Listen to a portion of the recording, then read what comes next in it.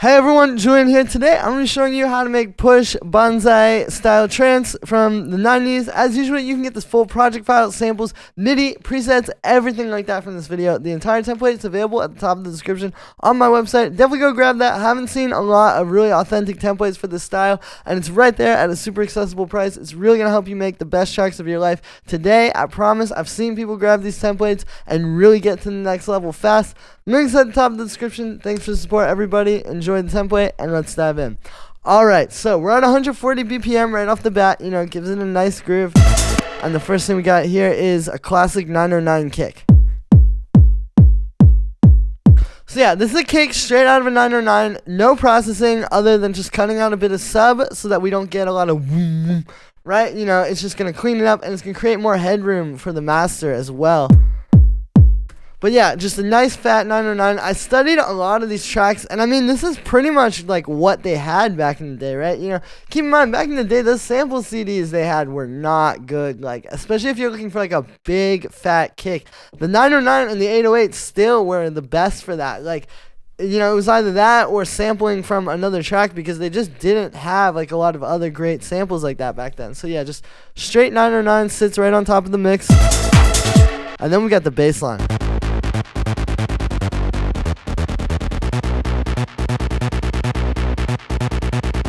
Now, this bass line might seem complicated. If you play it with the kick, you can hear.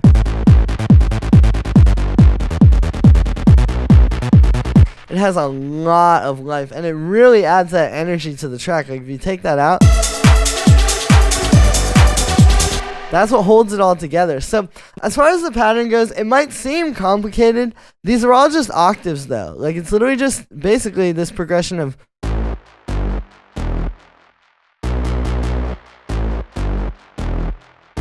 That's the chord progression, and then it's this pattern where it's going da-da-dum-dum-da-dum-da-dum.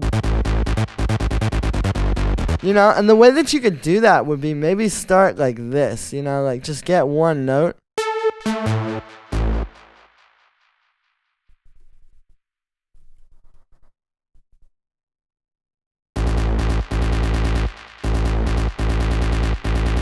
Right, and then maybe like put some of these up an octave. You know, and then there you go, you have the pattern, and then just, you know, plug in the chords. It's really not that hard. You just have to kind of define the chord progression, find a pattern, and then you can get this kind of a bass line. Now, for the sound, it's made with Wavetable. What we're doing is we've got 2 layers. It's a technique where you basically have one with a bunch of unison. Right, this is just these 2 saw waves, detuned a little bit with a bunch of unison over here, and then a low pass filter, which has like a very punchy envelope, and that gives you a nice full bass, but it doesn't really give you the low end or like power because it's so stereo. So then what you do is you duplicate that, and now it's the exact same patch, but with no unison. So then you get the fullness of that, and you put them together, and you can see it's a lot fatter. We have a tiny bit of delay, a tiny bit of reverb, really not much, but just a little to kind of give it some, you know, flavor. Subcut, so we don't get too much of those like deep frequencies, right? And then we're converting the bass to mono. The next thing we got here is this pad.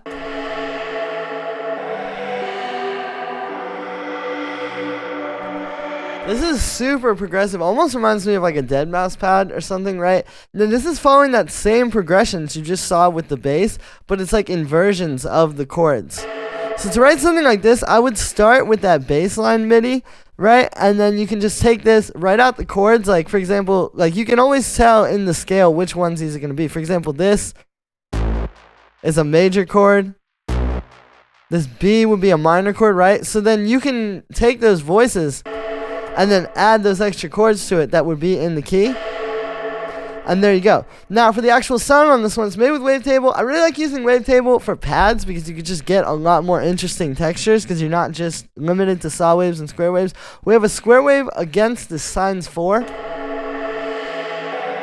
an LFO on that as well as on the filter cutoff, so you're getting a lot of movement, right? And it just gives you this interesting pad that's not that same old thing that you've always heard. We've got a bit of reverb, a high pass filter, and that's really it for the pad. Then we have the lead.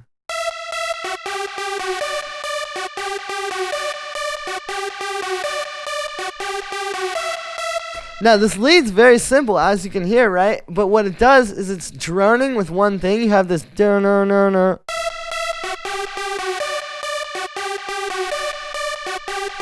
Right, this is our 5th and our 6th down here.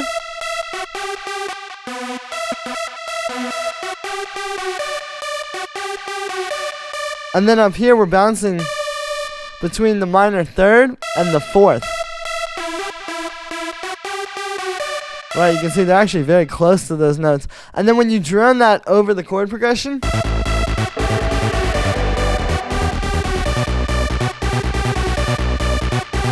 that's what creates the trance magic, because you have one thing staying the same while the chords underneath it change.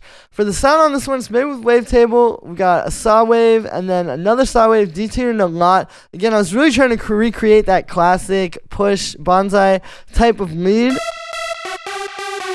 Bunch of unison, a little bit of delay, and then the secret at the end is a little bit of overdrive. So here's without that. It's a little bit too pure and clean. This gives it, you know, some edge and some bite and kind of pushes it a little further. So we've got that. And that's really it for the synths. You know, I want to show you, like, between these 3 layers, you don't need a whole lot, but between just 3 layers, you can create this huge synth thing, right? So we've got those. And then we have the drums.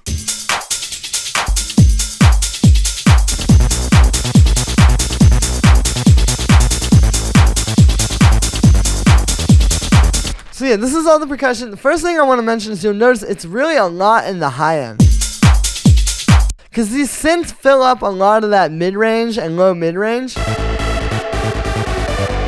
So it's like sonically, you know, even just beyond the mixing, like when you're selecting sounds, you need to select stuff that's going to fit with that. So by having all this stuff in the high end, it's going to fit a lot better. So first we got the main hi-hat and clap. Right, like so a 909, and then this clap with a little bit of pedal on it. Here's without that. With it, just makes it a lot more full. Again, we're going for that classic kind of crunchy, you know, more analog sound. So this really helps. We have some tambourines, giving us a lot of percussion. And then we have a chopped breakbeat. Now, I noticed there's a lot of breakbeats in these tracks, but the problem is if you just use the breakbeat like all the way, like just completely no chopping, you can see it kind of takes over the other drums. It's a little bit too much for the mix. So instead, what I did, and I'm pretty sure this is what they were doing, is I took just the percussion parts from the break. Like I literally just cut out the snares. And now that can really bring the drums to life, because we go from this, which is very rigid, right? Powerful, but rigid, to this. And now we have that nice analog old school feel of the breakbeat.